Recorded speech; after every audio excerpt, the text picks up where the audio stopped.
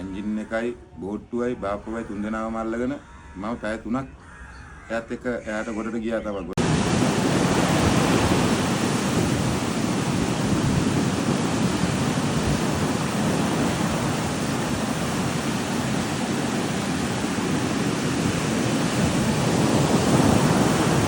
මගේ නම විජේ කුමාර පෙරේරා. මම පිටිපන මීගමුව දැන් අවුරුදු 25ක් වෙනවා මුදු රස්සාව කරන්න අරගෙන. ඊයේ අපි මෙහෙන් 4:00ට පිටත් වුණා රස්සාවට යන්න. යනකොට කවුරුත් අපිට තුලම් තත්ත්වය අපිට කවුරුත් දැනුම් දීලා තිබුණේ නැහැ. ඉතින් අපි යද්දි බලාලයි මුද. ඉතින් අපි වොම්ම රස්සාවට ගිහිල්ලා රස්සා කරගෙන 8:00 විතර තමයි ඊයත්ව සැරුනේ. අපි කොහමද කිලෝමීටර් 13ක් 12-13ක් රස්සා කරේ මගේ තමයි. බෝට්ටු සෑන්ඩ් කට්ටිය හිටිය වටේම. කට්ටිය කොහොම හරි ඕම කට්ටිය සැරේ ගලල්ලන් අලන් කොහොම හරි ගොඩ එන්න ගත්තා. ඉතින් අපිත් ඕම කට්ටියත් එක්කම ආවා. ඒත් එක කොහොම හරි බෝට්ටු 50ක් 55ක් විතර ගියා.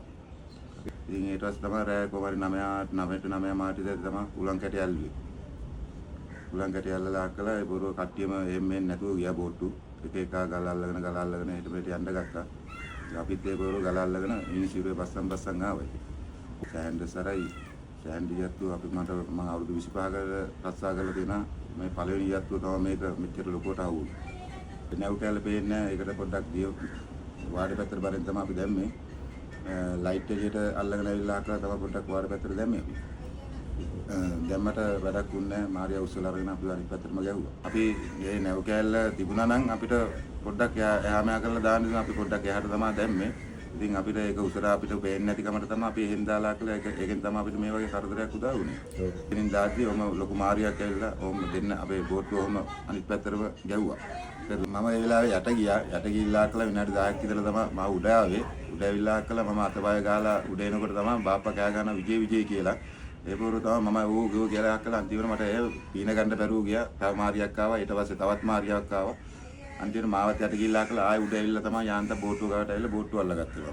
බෝට්ටුව එන්ජින් එකේ තමයි මම එන්ජින් එක තමයි එල්ලිලා හිටියේ. ඊට පස්සේ එයාවත් ඔහොම අත දීලා කළා. එයාවත් අරගෙන එයාවත් ළඟින් තියාගෙන එයාවත් බදාලා අල්ලගෙන එන්ජින් එකට කකුල් තියලා හක්කලා කකුල් තියාගෙන කළා. කකුල් වලින් තමයි එන්ජින් එක කවර් කරගෙන එයාවත් අල්ලගෙන එන්ජින් එකයි බෝට්ටුවයි බාප්පුවයි තුන්දෙනාම අල්ලගෙන මම පැය 3ක් එයාත් එක්ක එයාට ගොඩට ගියා තමයි. බෝට්ටුව පොළවේ ඇයෙනවා මට තේරෙනවා ඩුක් ගාලා. ඒ පොර කොම්මනගේ කකුල පොඩ්ඩක් නිකන් තියලා බලපුවා පොඩ්ඩක් මට තේරෙනවා මේ ගොඩ පැත්තට තමයි ඇවිල්ලා තියෙන්නේ කියලා.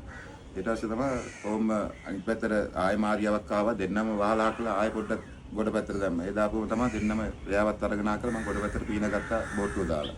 මම බෝට්ටුව පන්නේත් කුඩු වෙලා මගේ එන්ජිනුත් නැහැ මට රැකි රස්සාවකුත් නැහැ දැන්. මට ඕන ආකාරයකට තේරෙන්නේ නැහැ දැන්. මම පොඩි කාලේ ඉඳන්ම කරේ දීවර රැකියාව තමයි.